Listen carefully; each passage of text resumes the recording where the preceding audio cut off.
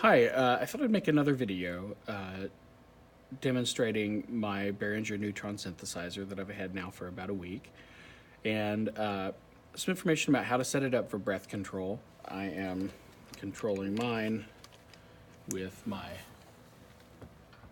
Akai EWI 4000S. You have to set your EWI or other breath controller so that it is sending aftertouch data from the breath sensor. The next thing you have to do is configure the Neutron to receive that aftertouch. Basically what the Neutron has is this patch point right here converts one incoming MIDI continuous controller over to CV that you can then use anywhere in the patch bay. You have 5 options. You have oscillator 1 CV, oscillator 2 CV, note on velocity, mod wheel, and aftertouch. And it's probably best for a wind controller to be sending aftertouch out of all of that.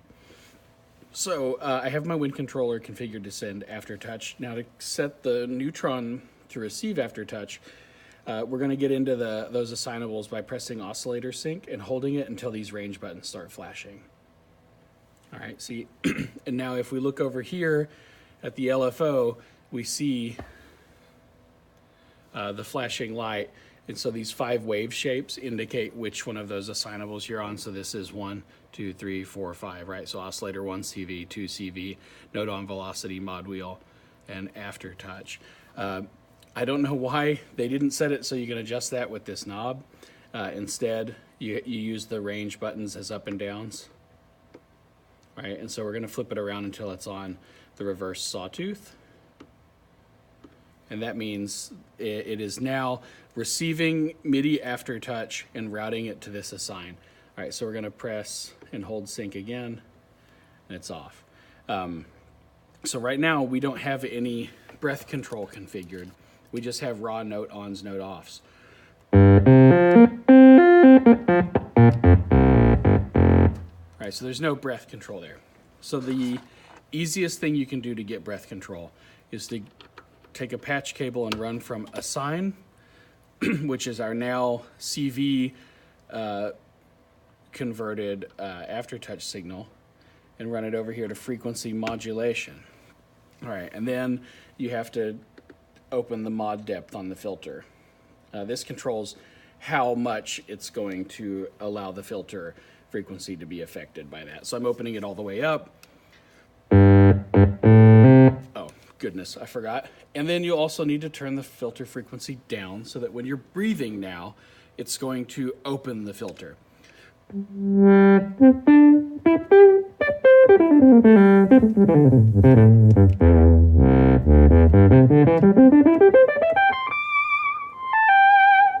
Okay, and so I can hear, well, first, that's basic breath control. That's fun to play with already.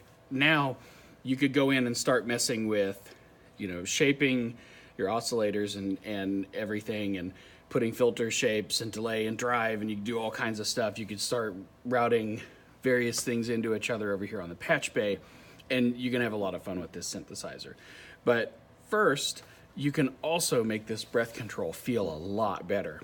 So I'm going to play some kind of higher pitched notes, and if you try to listen past the note, you can hear this noisy kind of glitch stuff happening in the underneath the note.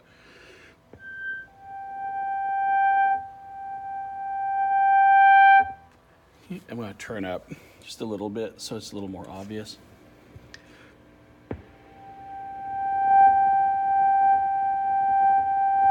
So we're talking about that kind of rumbly stuff underneath it. And what you're hearing there is the filter being very rapidly flipped in very small increments by your breath control, because even though this is now CV, it is a direct translation of the MIDI coming out of your breath sensor, which is 128 steps. And that's a fair amount. You can get a lot of expression out of that, but it's certainly not organic. It's digital. We have a step up from 0 to 128.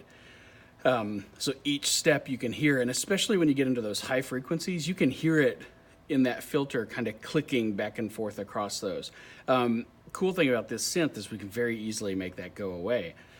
So this synthesizer has this slew rate limiter, and the right one, portatime, that's portamento, is exactly what you would expect it to be. It affects the time it takes to pass from one MIDI note to another. But this one, slew, takes whatever comes into the slew input, and you can limit the rate of change and then come out of the slew output. So what we're going to do is take our aftertouch assign. So remember, we're sending aftertouch here, and now we're sending it over here to slew input. And now we're going to take the slew output. So that is a slewed version of whatever you put into the input, controlled by this knob.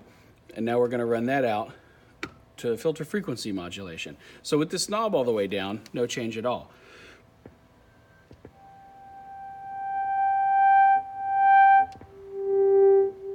And so you can still hear that kind of rumbly stuff. Again, I'm going to turn the amp up a bit.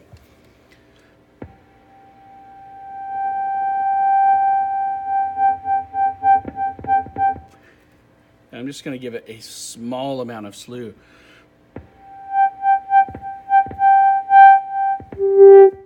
It's gone.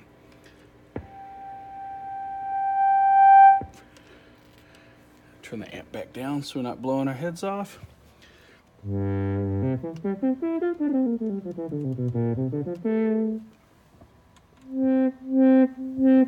And just by giving it this tiny amount of slew, what you've done is taken that step of the 128 levels of MIDI signal, and you've smoothed it out. And it can make that change happen really rapidly. And so what it means is you've basically turned it into an analog curve.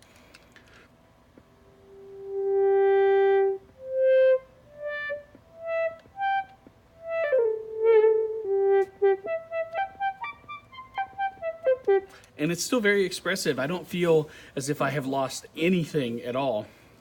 If you crank it up high, you can feel that, like, when you start blowing hard, it takes it a long time to get all the way open. But at this rate, it doesn't feel that way. All it did was take out that noise, which I think may be called zippering. If I'm wrong, let me know. But it takes out that little noise that you get from that digital artifact. And so now it's got a much more organic feel to it, because you're basically now controlling things with CV instead of MIDI.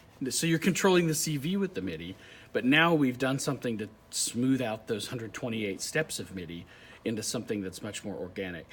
Okay, so that is the main reason that I'm really enjoying playing this synthesizer. I also have a Dave Smith Evolver, and I really, really like this synthesizer.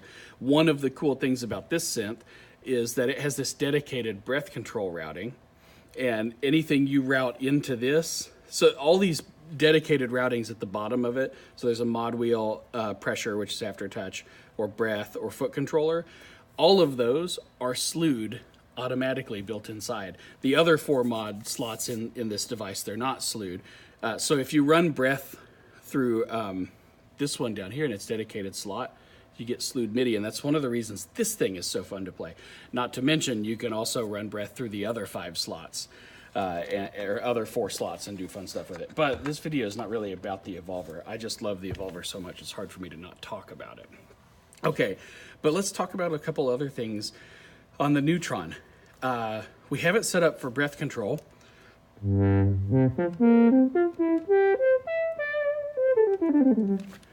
Get a little more amp gain here.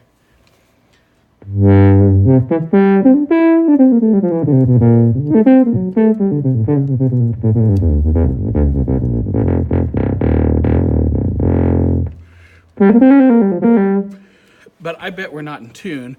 So we have these 2 big oscillator tuning knobs, and now I guarantee we're not in tune because I've been moving them. All right, so you can select the range, right? This is based on old, like, organ pipe ranges, 8 foot, 16 foot, 32 foot. Just know that the bigger the number, the lower you're playing. You're moving an octave down with each of these.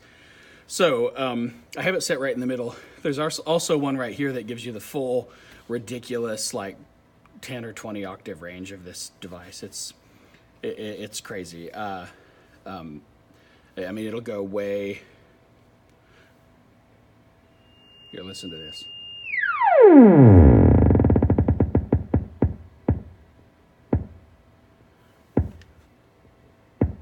I think it's about 0.5 hertz.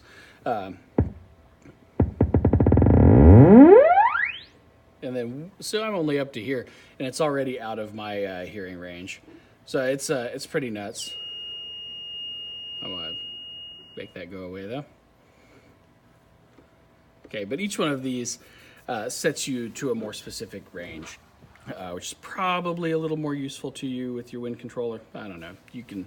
That's the cool thing about all this. It's not for me to decide. Okay, so I want to tune this so that I can actually use this with other people. So I can tune each oscillator individually. So if I press and hold range, now it's flashing. Now if we look over here at LFO, this light is going to bounce around and tell us how close we are to the nearest MIDI C. So I'm a tenor saxophonist. I have my EWI configured it is transposed to B flat. Call me lazy, but I didn't want to have to relearn all the tunes that I already knew in another key. All right, but do indeed call me lazy, because we all know it'd be better to know them all in every key. Okay, but if I play a MIDI note, it's telling us here, very sharp.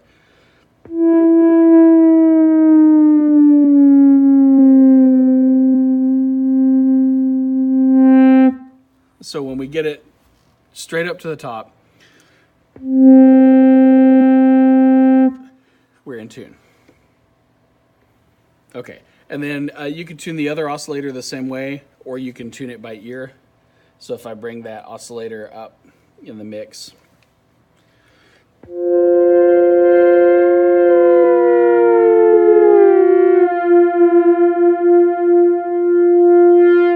you can do it by ear, which I like to do for two reasons. One, it's pretty easy to tune a unison by ear.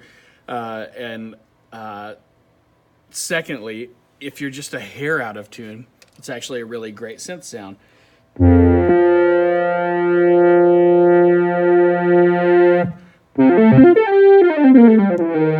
I should also point out, these tunes, these knobs, if you breathe on them, they move.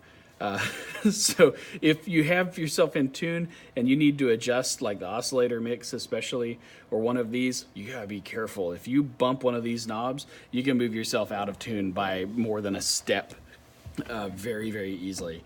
And that's because of the range of those knobs. Okay, but anyway, I'm gonna go back over here to my single oscillator.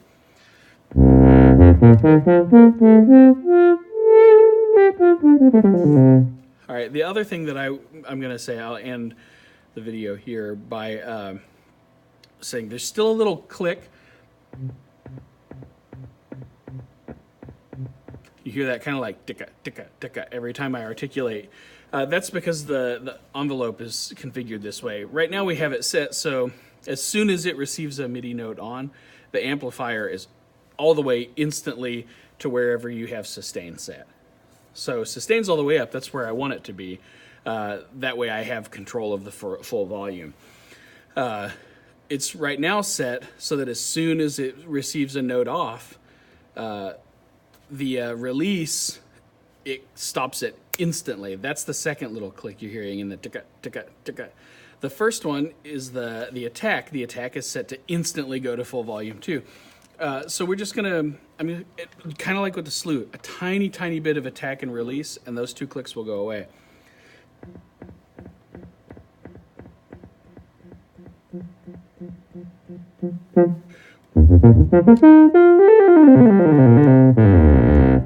And you have to be real careful. If you overdo the attack, here's what it sounds like.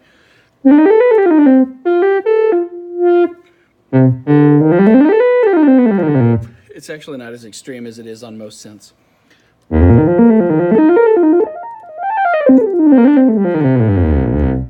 well, so shows you what I know. Usually, if you give it more than just a little bit of attack, it can get real frustrating because you feel like you no longer have control of the note. And I want to be able to very smoothly change from note to note and let my breath be the only thing really controlling the volume.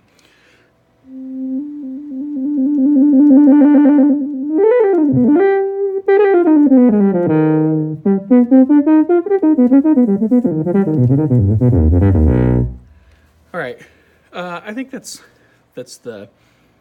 a good basic introduction of how to configure this thing for breath control and a very fun way to play with just these two patches.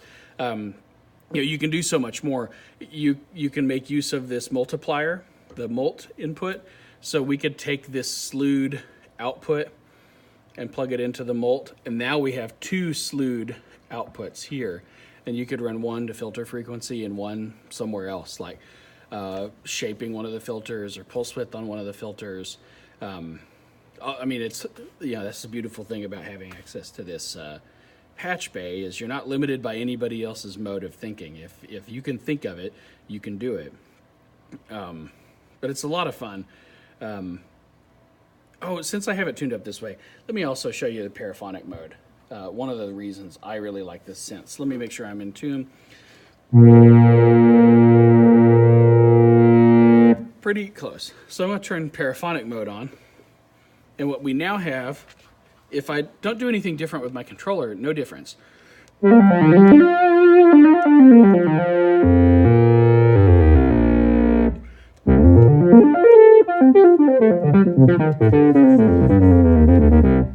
right, but if I engage, on my controller, we have these two things. I can't remember how they are set to default, but I have this one set as a legato hold and this one set as an interval lock. So with the legato hold, when I turn it on, it means as long as I don't re-articulate, it will sustain the first note that I play and add a second one.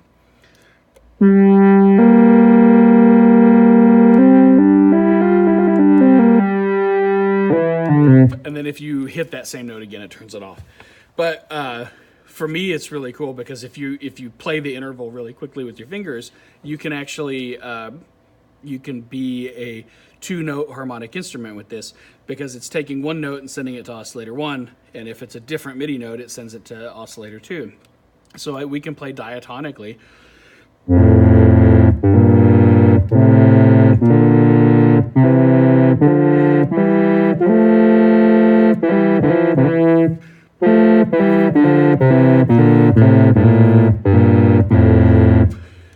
And I make the occasional mistake, but I really enjoy doing that. And then the other thing I can do is I can lock an interval in.